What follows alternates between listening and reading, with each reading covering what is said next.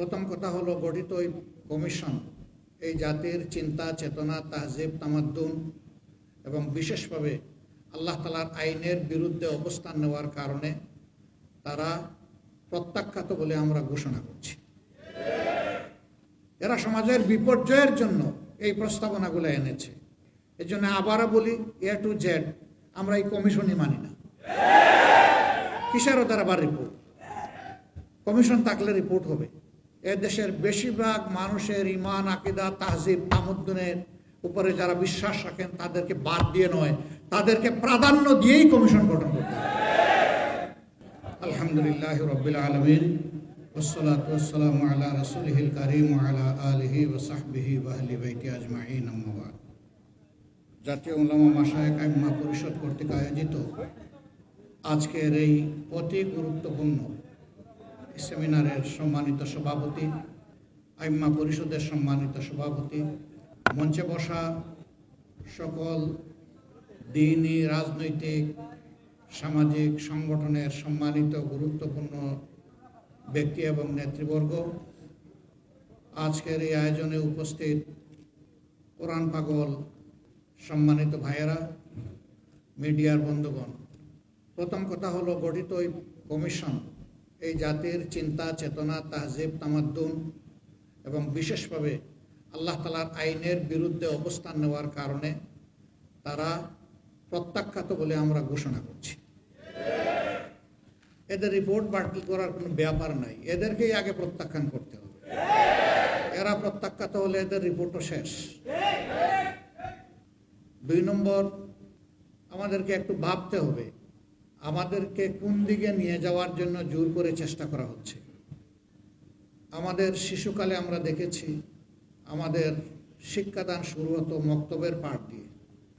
সকালবেলা মক্তবে যেতাম, ওখান থেকে আসার পরে গোসল করে মা কাপড় পরিয়ে বই হাতে ধরিয়ে স্কুলে পাঠিয়ে দিতেন।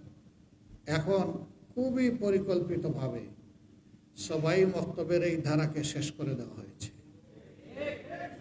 বাচ্চা ঘুমাচ্ছে, তাকে কাঁধে ফেলে মা স্কুলের দিকে রওনা করেছেন, ওই মক্তবে যাওয়ার ওই সময় এটাই কেড়ে নেওয়া হয়েছে।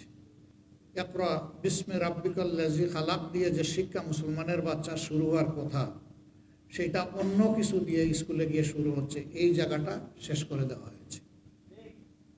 সেই প্রজন্মেরই কিছু লোক হয়তো আজকে তারা গোটা নারী সমাজের প্রতিনিধিত্বের কথা বলে সমাজকে বিভ্রান্ত করছেন।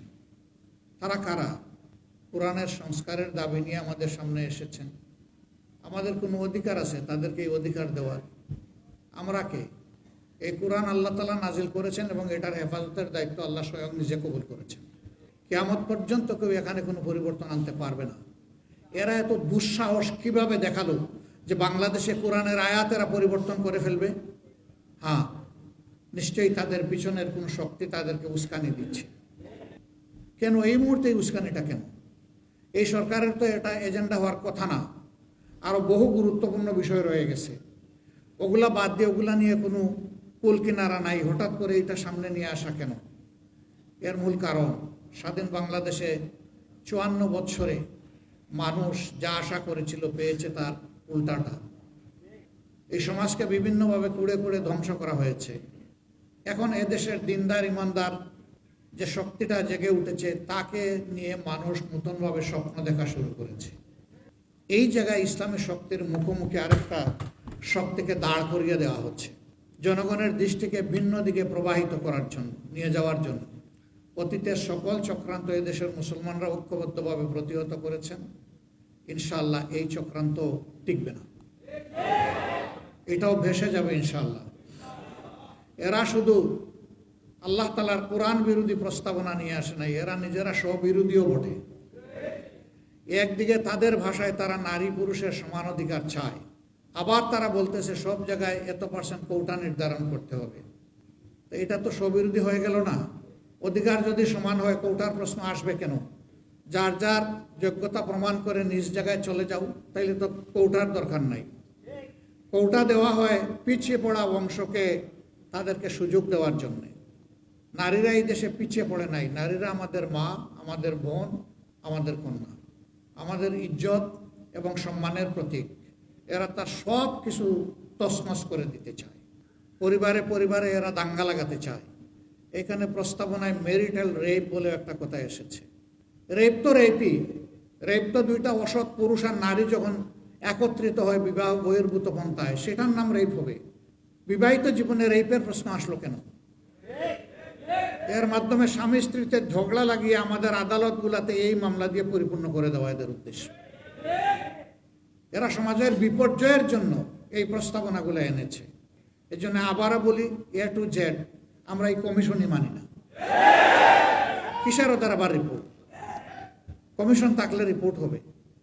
যদি এই সংক্রান্ত নারীদের অধিকারের কোনো জায়গা যদি ক্ষুণ্ণ হয়ে থাকে, সেইটাকে যদি আবার সামনে আনতে হয়, তাহলে অবশ্যই দেশের বেশিরভাগ মানুষের ইমান, আকিদা, তাহজিব, তামুদ্দুনের উপরে যারা বিশ্বাস রাখেন তাদেরকে বাদ দিয়ে নয়, তাদেরকে প্রাধান্য দিয়েই কমিশন গঠন করতে হবে। এই কমিশনে দুঃখজনকভাবে সেই রকম একজন নারীকেও রাখা হয়নি। এখানেই তো এটা পক্ষপাত দুষ্ট। আমরা এটা মানব না, আমাদের সাফ কথা, এটা মানব না আমরা। এর জন্য কোনো আন্দোলনে আমরা যেতে চাই না, কিন্তু যদি আমাদেরকে বাধ্য করা হয় অবশ্যই আমরা আন্দোলন হয়ে যাব। সম্মানিত ভাইয়েরা, আমি আমার দলের পক্ষ থেকে আজকের এই আয়োজনের প্রতি পূর্ণ সংহতি প্রকাশ করার জন্য এখানে এসেছি। ইনশাআল্লাহ আমরা হাতে হাত ধরে দিন এবং সমাজের সকল কল্যাণকর কাজ একসাথে করবো ইনশাআল্লাহ। এবং আমরা বার্তা দেব যে আমাদেরকে ভাগ ভাগ টুকরা টুকরা করে তোমরা আমাদের মাথায় আর কাঁঠাল ভেঙে খেতে পারবে না। আল্লাহ তাআলা আমাদেরকে তৌফিক দান করুন। আমাকে এখানে দাওয়াত দিয়ে দুটি কথা বলার সুযোগ তৈরি করে দেওয়ার জন্যে আমি আবারও আয়োজক সংস্থার প্রতি আমার গভীর কৃতজ্ঞতা জ্ঞাপন করছি এবং রব্বুল আলামিনের দরবারে তৌফিক চাচ্ছি সকল ষড়যন্ত্রের বিরুদ্ধে আমরা বুক টান করে, বুককে শক্ত করে, মহান রবের উপর ভরসা করে আমরা যেন সব ষড়যন্ত্র মোকাবেলা করতে পারি। আল্লাহ যেন তৌফিক দান করেন ইনশাআল্লাহ। আগামীর বাংলাদেশ হবে ইনসাফের বাংলাদেশ, যার উত্থান ঠেকানোর জন্য আজকে এই সুরসুরে দেওয়া হচ্ছে সেই কোরআনের বাংলাদেশ। সবাইকে ধন্যবাদ। আসসালামু আলাইকুম ওয়া রাহমাতুল্লাহ।